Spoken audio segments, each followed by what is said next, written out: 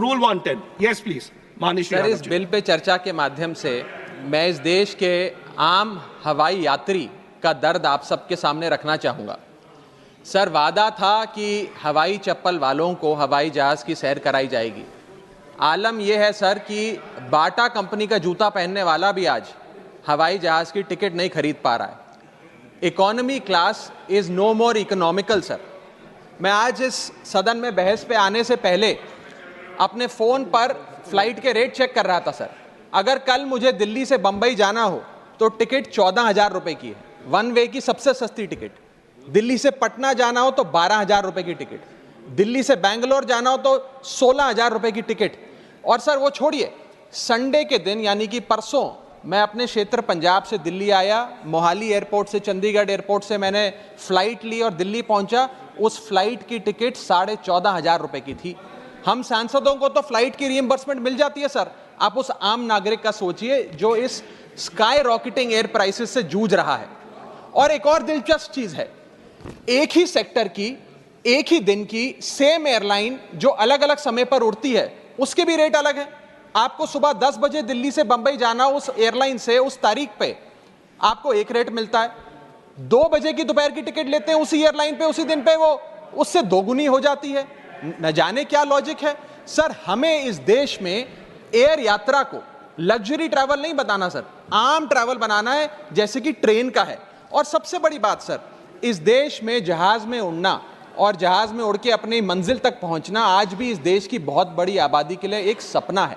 अगर ट्रैवल की रफ्तार बढ़ेगी तभी इस देश की रफ्तार बढ़ेगी। सर, दूसरा दर्द जो इस देश का आम आदमी रोज उससे जूझ रहा है वो है ओवर क्राउडेड एयरपोर्ट्स। सर, आज हमारे देश के एयरपोर्ट्स बस अड्डे जैसे बन गए हैं। बस अड्डों से बदतर हालत, बदतर व्यवस्था देश के एयरपोर्ट्स पर है सर। सर, टर्मिनल 1 चले जाइए दिल्ली के, टर्मिनल 2 चले जाइए दिल्ली के, आप हालात देखिए। सिक्योरिटी लाइन से लेकर चेक इन लाइन तक लोग लाइनों में खड़े हैं और लाइनों में खड़े हैं और उसके बाद उनकी फ्लाइट भी इस चक्कर में मिस हो जाती है।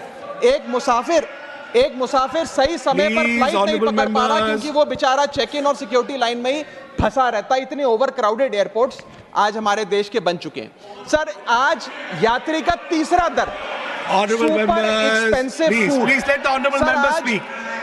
Please. सर, बोलने दीजिए। No, honorable members, please. Honorable members. माननीय सदस्य, मेरा समय जा रहा है। Please let him speak. Sir, आज एयरपोर्ट्स पर खाना इतना महंगा है, बाजार के मुकाबले 2 गुना 3 गुना दाम है। एक साधारण सी पानी की बोतल जो 20 रुपए की बाजार में मिलती है वो एयरपोर्ट के भीतर जाकर फूड आउटलेट पे 100 रुपए की मिलती है। आज यात्री जो इंतजार कर रहे हैं अपनी फ्लाइट का, वो पानी पीकर पेट भर रहा है कि कहीं 250 रुपए की चाय और 350 रुपए का समोसा ना खरीदना पड़ जाए। बताइए सर, एक आम आदमी एयरपोर्ट पर अपने जहाज का इंतजार करते हुए क्या एक चाय नहीं पी सकता? क्या इस पर कोई रेगुलेशन नहीं होना चाहिए? क्या कोई अफोर्डेबल कैंटीन का मैकेनिज्म नहीं होना चाहिए? चौथा दर्द जो आज इस देश के आम यात्री को सर सहन करना पड़ रहा है वो है पुअर कनेक्टिविटी। आज इस देश के कई टूरिज्म स्पॉट्स पे, कई फेमस शहरों तक जहाज की यात्रा नहीं पहुंचती, फ्लाइट्स नहीं पहुंचती, एयरपोर्ट नहीं पहुंचती। कई शहर, अधिकतर शहर ऐसे हैं जहां पर एयरपोर्ट्स नहीं हैं। इंसान को जहाज लेकर, जहाज से उतरकर कई घंटों का बस का और गाड़ी का सफर तय कर अपनी मंजिल पे पहुंचना पड़ता है सर। सरकार ने कहा कि मालदीव्स मत जाओ, लक्षद्वीप जाओ छुट्टी मनाने। मैं आपको आज का रेट बता रहा हूं सर। अगर आज मुझे दिल्ली से मालदीव जाना हो तो 17,000 रुपए की फ्लाइट है, लेकिन दिल्ली से लक्षद्वीप जाना हो तो 25,000 रुपए की फ्लाइट है सर। तो बताइए हम मालदीव जाएं कि लक्षद्वीप जाएं? सर, चौथा दर्द जो आज पांचवा दर्द जो आज एक आम यात्री को महसूस करना पड़ रहा है वो है sir flight cancellation and delays.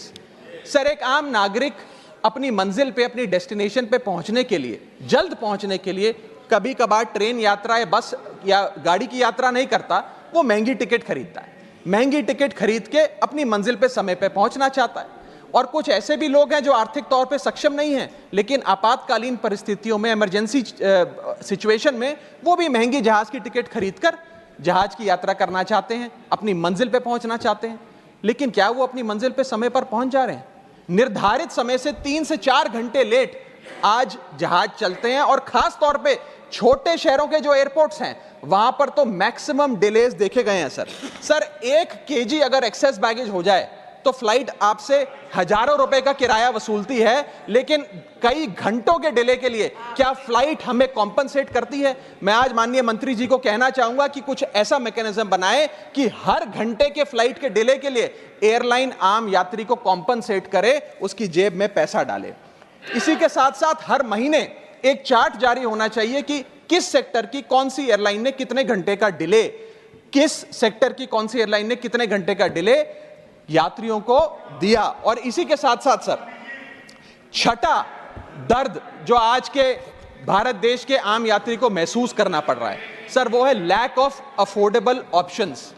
जो अभी मेरे साथी भी बात कर रहे थे कि इस देश में 90% एयर ट्रैवल 2 एयरलाइंस के पास है, 90% मार्केट शेयर 2 एयरलाइंस के पास है। यानी कि एक हमने कार्टेल क्रिएट कर दिया, डुओपोली क्रिएट कर दी, यानी कि वो मन चाहे दाम पे मन चाहे सर्विसेज देंगे, क्योंकि कोई कंपटीशन ही नहीं है, कोई प्रतिस्पर्धा नहीं है। Point of order. I'll have to take a point of order. One second. Bharat सरकार Point of order. Point of order. Yes. न जाने सर, मैं तो एयरलाइन का बोल रहा हूं तो भी पेट में Just दर्द take हो a रहा है point of order. Please. 238A 238A.